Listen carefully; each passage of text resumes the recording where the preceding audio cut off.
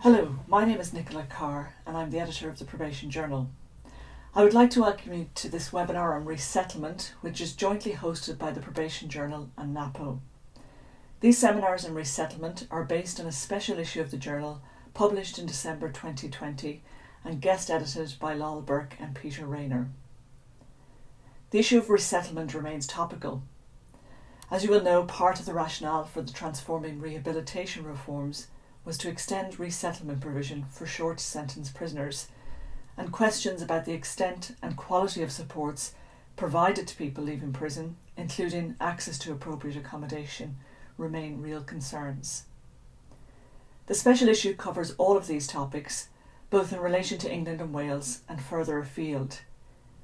The issue includes articles on post-sentence supervision, resettlement provision for women, through care officers in the Scottish Prison Service, Canadian halfway houses, and the Romanian resettlement experience. The first of these webinars in a series of 3 provides an overview on resettlement after short prison sentences and explores what might work in England and Wales. It is presented by Professor Peter RAYNOR. Well, thank you for that introduction, Nicola and Lawrence. I'm very pleased to have this opportunity to talk about the work that I've been doing on resettlement. This is based on an article in the special issue of the Probation Journal on resettlement. It focuses particularly, as you can see from the PowerPoint slide, on the short prison sentences and on what might work in England and Wales in the future. The reason for being concerned about this is because there's been for a long time no aftercare service. I'll use the old-fashioned term aftercare, I'll explain why later. And there's been no aftercare service for short sentence prisoners sentenced to less than 1 year. And one of the aims of the Transforming Rehabilitation program, now over, was that short sentence prisoners would actually receive a year of compulsory post-release supervision to be provided by the community rehabilitation companies, and this would have meant 40,000 new cases annually. Now, in one way, this is a correction of something that had really gone wrong with services, in that this had been a neglected group. But what actually happened, as we see in a whole series of reports by the Probation Inspectorate, the new provision was actually very poor. The caseloads are very high. There was little actual help provided to most of the short sentence prisoners during their year of compulsory supervision, and there were far too many recalls to prison, many of them not for new offences, but simply for various technical breaches, failures to comply with supervision.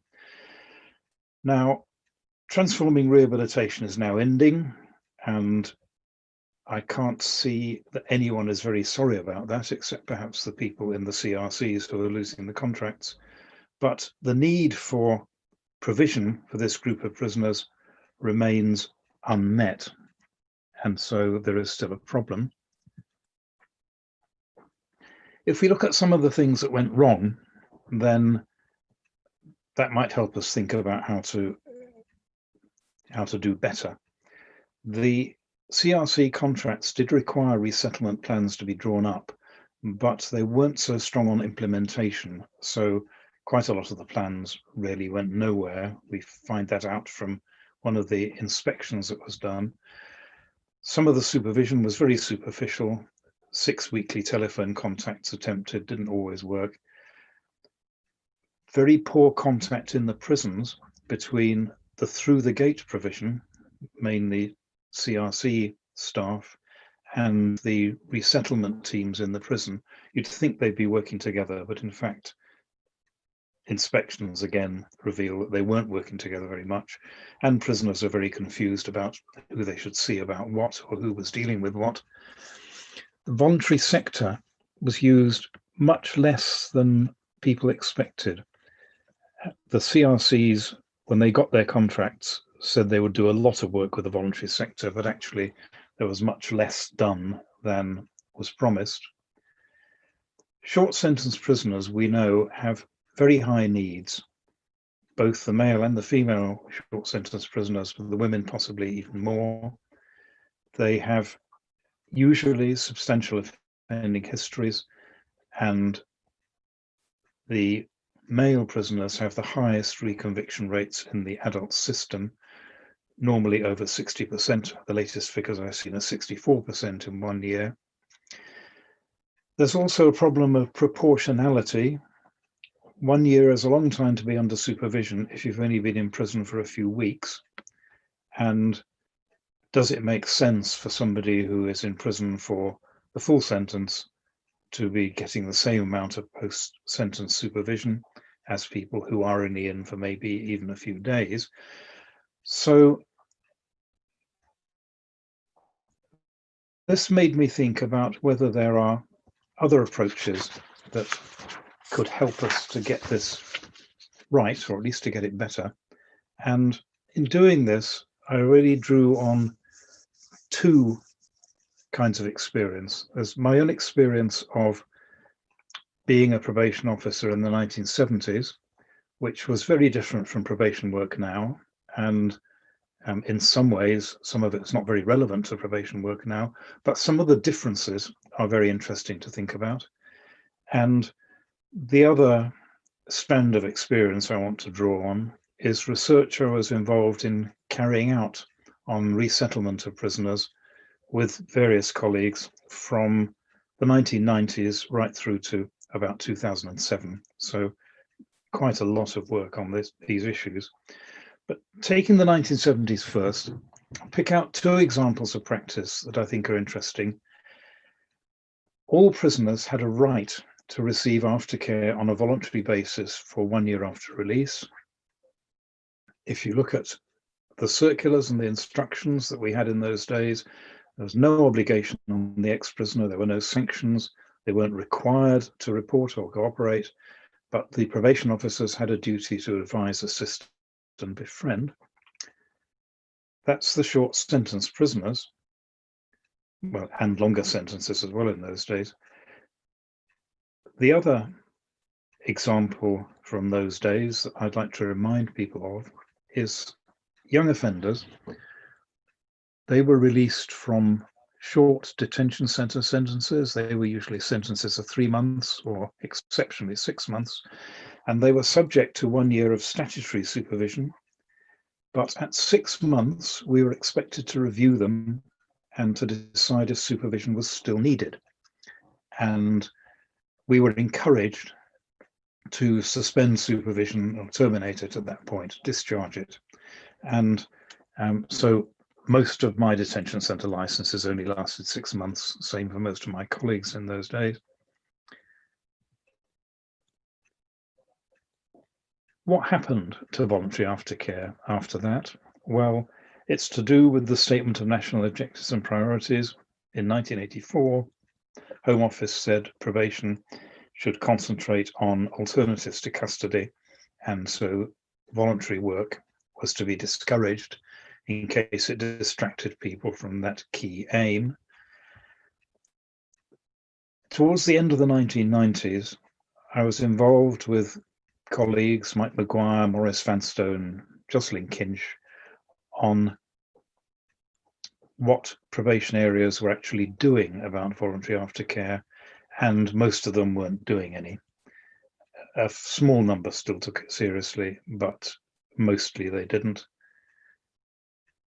One finding we did get from those cases that were still alive, that still exist in the areas that were interested in doing it, was that the take-up of voluntary post-release assistance was much more likely if the prisoner was visited before release by the people who are going to supervise afterwards. And establishing the relationship before the point of release seemed to be very important, because release is the point where things are most likely to break down. Even if people have good intentions and good resolutions and so on, then come out of prison, if the first person you meet is a fellow offender or maybe your dealer, then your good resolutions are likely to collapse.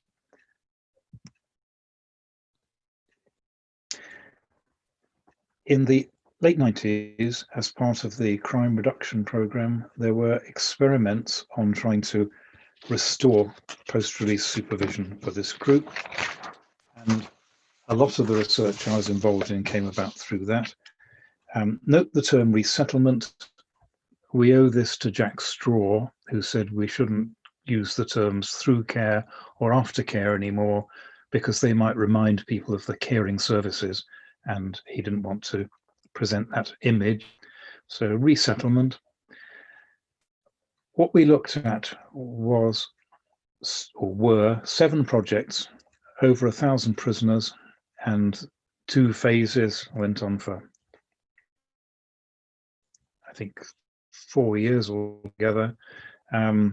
Quite a large research team, again, Mike Maguire, Maurice Manstone, and we also had in it Julie Venard, Sam Lewis, Hannah Clancy, Kirsty Hudson, Jocelyn Kinch again, and possibly others that I've forgotten about, and I do apologise to them if I have. What did we learn from all that? Well, things we learned that are relevant to today's topic. Again, early contact well before the end of sentence with the right resources and the right people led to a lot of voluntary opt-in to post-release supervision. It didn't have to be compulsory to get people to take it up. Some of the projects actually achieved over 50% opt-in. Why did people opt in? Well, they did it if they thought it would help, if they thought it would actually be useful to them, if it would help their desistance, if it would help their plans to settle down to a more satisfactory life after release. So pre-release contact with the right people, the people who could help after release, was useful. There were 2 kinds of projects in the study. There were projects led by the probation service, there were projects led by voluntary organisations. Probation-led projects tended to have a more comprehensive approach in that they dealt with practical problems, social capital, welfare problems, but they also tried to look at thinking and motivation.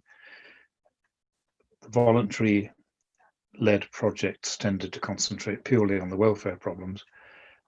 But when we looked at post-release impact on reoffending, then mentors came out very well. The project that had the biggest reduction below expected rates of reoffending was actually one that used mentors. They got that result with the people who had mentors. They didn't necessarily get it with others. Why mentors? Well, one of the things that we were told during the research was that mentors had much more time, and also their help was unconditional. They weren't going to prosecute people for not turning up.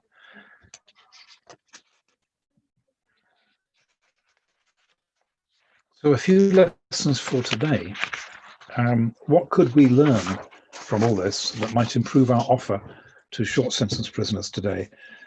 The first issue, I think, is about whether supervision for all of them should continue to be compulsory. And I would question this. What does compulsory supervision actually achieve? If it's not wanted and it's not effective, then it's achieving nothing except increasing the risk of recall. So compulsory supervision, which is not asked for by the ex-prisoner, is probably not useful except in a proportion of cases where there is a public protection and control issue. So people with persistent violent offending, for example, people who would need to be under close supervision regimes in integrated offender management. This would be a minority of the short sentence prisoners, but I think we have to recognise that for some, public protection requires a degree of supervision. Others, they could have more of a choice. The choice should be guided by joint assessment and by a very clear offer to the prisoner of what help could be available. There are some caveats here.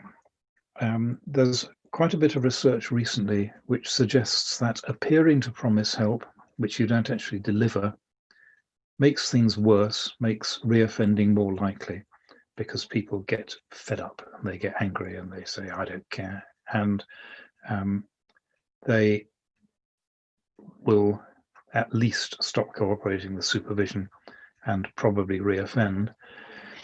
So joint assessment, realistic discussion, positive contact with outside support, that has to be effective contact, not just signposting, not just giving people phone numbers and addresses, but actually managing the referral process. You can, with this, I think, get useful levels of opting in to voluntary supervision. Remember that these are often people with fluctuating motivation and perhaps rather fragile motivation. And so the referral process does need to be managed. 6 months, I would have thought, is usually enough, because my recollection from the 70s was that if it's not working by then, it's not going to. Another factor here is that the use of short prison sentences may be reduced in the future. So one of the things we could do is, for most released short sentence prisoners, we could simply reduce the length of the supervision period, and that would reduce the 40,000 figure, which is unmanageable, to something more reasonable. One of the problems that the community rehabilitation companies had with providing this service wasn't really their fault. They were given quite inadequate resources to deal with it. Of course, they put themselves in that position. I'm not too sorry for them, but they clearly were not resourced for 40,000 new cases. If our future plans depend on the assumption that large amounts of new resource will be made available, I think that may be a bit unrealistic. It's become more unrealistic when you think of the post-COVID environment. There's a need for investment all over the place in the criminal justice system. I would think some of the other candidates for resources, like dealing with the backlog in the criminal courts, could be met before a lot of new money is spent on resettlement of short sentence prisoners. So it's important to reduce the amount of work to where it can be most effective. And if you consider the possibility of shortening the supervision period, consider take up around 50% or a bit more for those who are doing this on a voluntary basis, I would think that we could be looking at maybe 15,000 active cases rather than 40,000. Of course, they would be active cases. They would be needing and expecting work to be done. So this isn't a recipe for a lot less demand, but it's a recipe for, I think, spreading the service less thin and trying to concentrate on where it might help. Now, since I wrote this article, it has been seen by and discussed by people within Her Majesty's Prison and Probation Service, and I don't think they agree with all of it yet, because some of it would require legislation. For example, shortening to 6 months would require legislation. And so they're looking much more at things like reviewing supervision partway through to see if it can become light touch supervision, telephone only, something like that. They're also looking at a much more organized assessment process some months before release, or weeks before release in the case of the short sentence prisoner. And I think they understand that there is a problem. I think that they are looking for solutions. They're also looking for more resources. How much of that they will get, as I've explained, I don't know. But that's really as far as we've got. Just a couple of things that I saw the other day which bring home just how serious these problems are. Probation Board of Northern Ireland has published figures recently showing that 76% of people they assess have an alcohol or drug problem. 76%.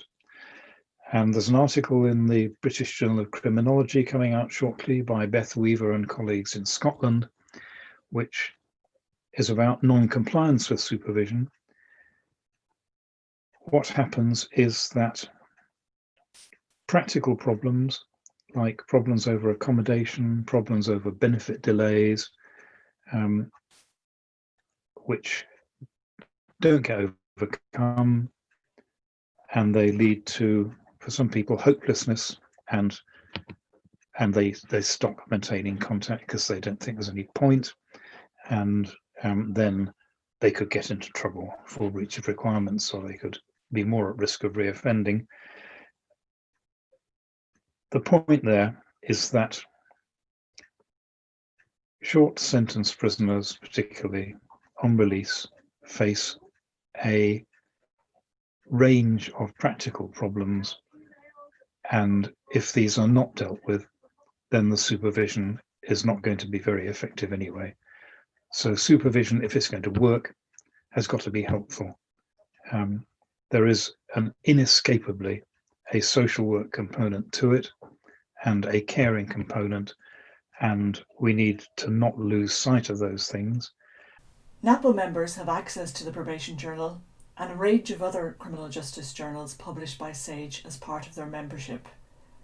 You can access the articles on resettlement and other articles by logging onto the journal's website.